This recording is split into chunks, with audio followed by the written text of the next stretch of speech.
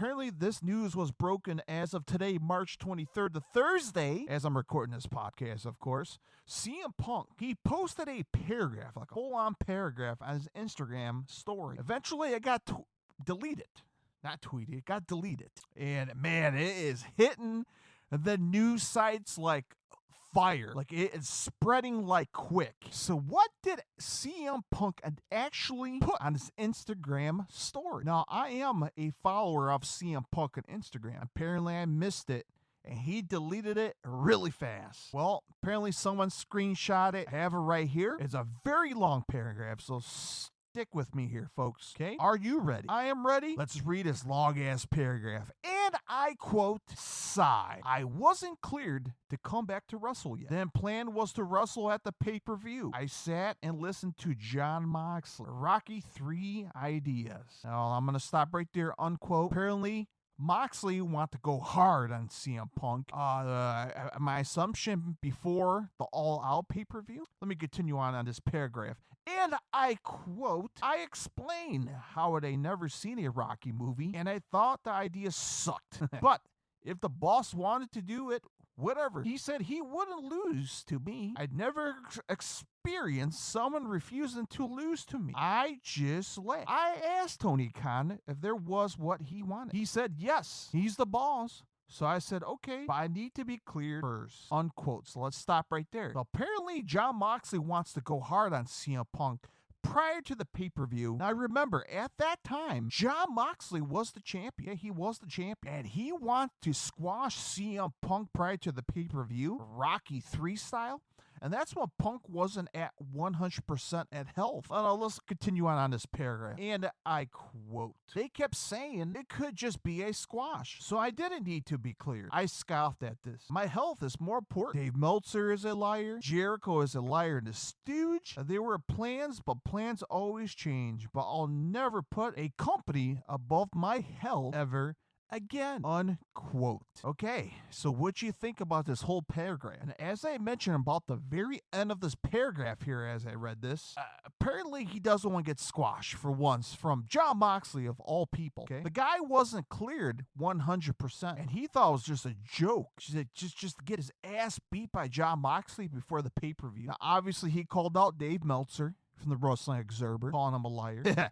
And come on. A lot of people are calling out Dave Meltzer. You can go on YouTube and Eric Bischoff is calling Meltzer out left and right. And a lot of people are coming after Meltzer and his BS lies. And these are coming from wrestlers, okay? Now, yes, I do read The Observer. Now, the Wrestling Observer, I guess you can say it's equivalent to the New York Times or the Chicago Times, your local newspaper. You wake up in the morning, see what the hell's going on in the pro wrestling landscape, through all the promotions.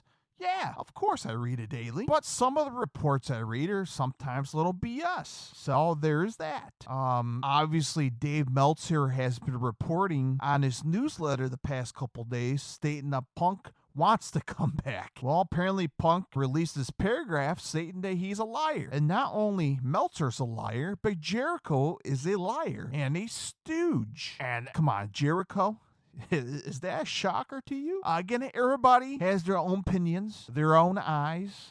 Come on, man. You can see it. You can see it between the lines with Jericho. I love Jericho, a legend in the business. But come on, you can smell the BS, the ass kissing behind the scene. Come on, an average Joe off the street knows this guy's an ass kisser, okay?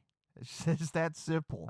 Will do anything to get his way. And look, I've been watching AEW since the very start, since the very beginning. And some of the Jericho segments are rotten. My personal opinion, some are bad. And letting Jericho off the handcuffs, unlike when he was handcuffed in the WWE, at least Vince will tell him, no, that's a bad idea. But since now his handcuffs are off, he can do whatever the hell he wants. And of course, Tony Khan's gonna sit there and allow it happen. He is Chris Jericho, been in the business for over 30 plus years. So of course, Tony Khan's gonna sit down and say, great idea. Go ahead and go out there and have a fiesta taco party and drink a little bit of mimosa and have a great time. Everybody will love it.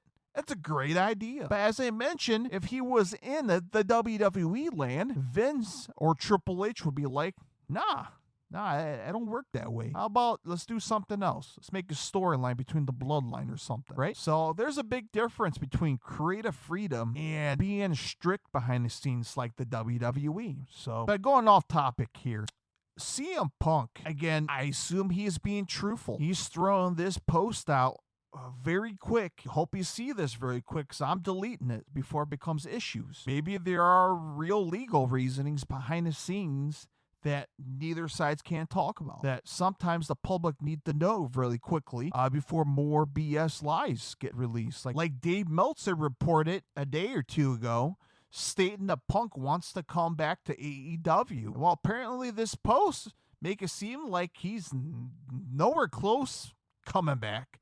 And he is on the edge with Tony Khan, who's seemed like he's a little frustrated with him. So a very interesting development coming out of CM Punk camp. Again, there's people believe this is a work. People think this is related to the storyline that went down this past Wednesday on Dynamite between the Young Bucks and Hangman Adam Page and Kenny Omega. Maybe. And